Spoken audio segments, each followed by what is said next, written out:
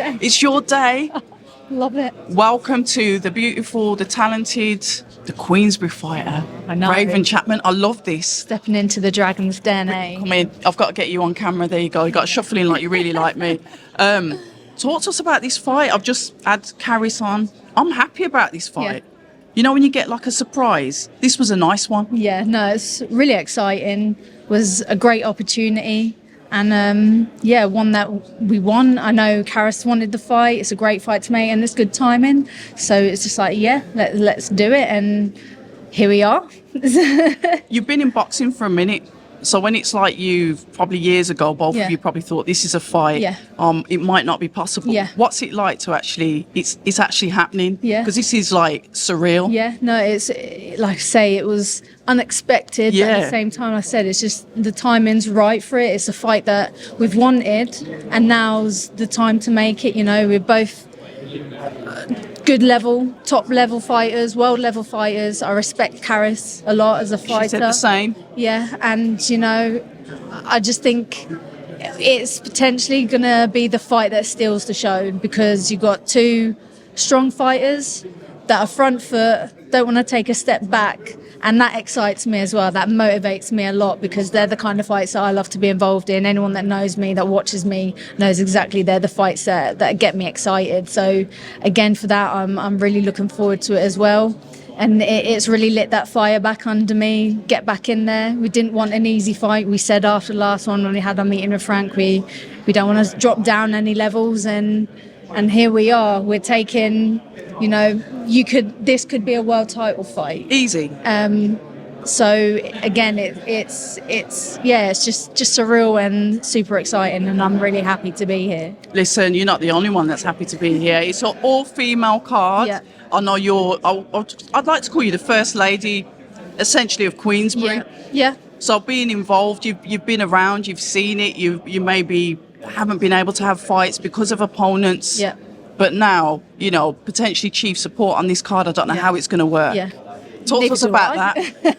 Yeah, like I say, it's one of them. We could have easily gone back in and had a bit of a Keep warm step down. fight. Yeah, keep warm fight, build back up to something, and that's not really what we wanted. And like I say, the opportunity presented itself, and it was no real. Didn't really have to think too much into it. And like I say, it's such a great card, historic card. It could be pretty, you know, like I say, it could end up being chief support. I think we're going to definitely steal the show. It's one of those fights that interest the fans. It's a fight, like I say, almost a fantasy fight that people have been making quite a lot that might not have thought would happen yet. Exactly. And it's like I say, I just can't wait to get in there and show what I can do again. A down the line fight that seems to have happened a lot quicker, but we've got to talk about obviously learning from the last fight. Talk to us about that because obviously I wasn't there, I was out in Saudi.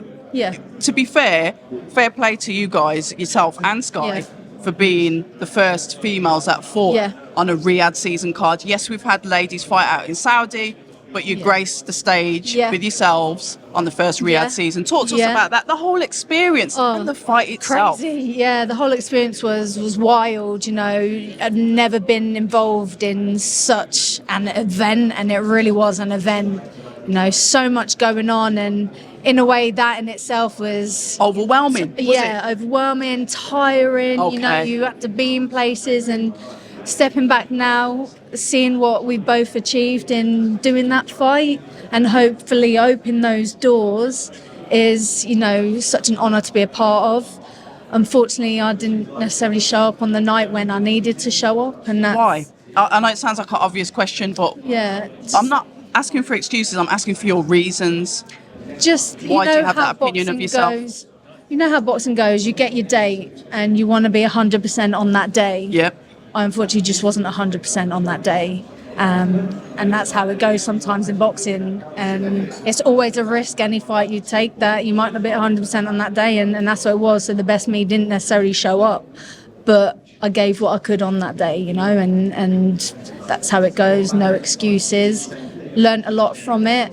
I know I still believe in myself, you know, hence why we're taking still big fights now. I still got that belief. I believe I can get back in there, and I believe I can win that fight as well. So nothing's really changed for me. A lot of lessons have been learned though, and we'll continue that into the next few fights too. When you say a lot of lessons, Raven, what's one that sticks out in your head? Because I get it, there could be several lessons, and I know you've got a press head table to get to. Yeah. But what's one of the main things that sticks out in your head that you've learned from that fight? Maybe communicating more. Talk to me. Communicating more with my team and being honest with myself about how I'm feeling, not brushing things off. That was probably a big thing for me. And I won't do that again, and I'll really lean into my team, and that's just how I am as a person. Right. I trust my team fully, but me, I'm always reserved. I don't like to show anything that's going on. And I think I learned that those people that are around me that really care are the people that I need to be truly honest with, even if I might not necessarily want to. That is they do say that boxing rules apply in life as well. Oh, massively. And that's what I said. That's a big thing that I need to learn outside of boxing too, in terms of being honest with things in life.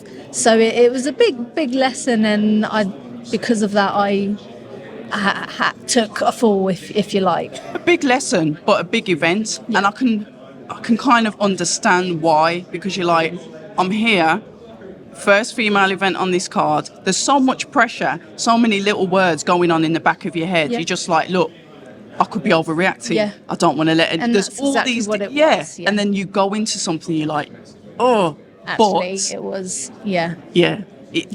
It's tough. Yeah. But you're going on to this fight. I've said the same thing to Karriss.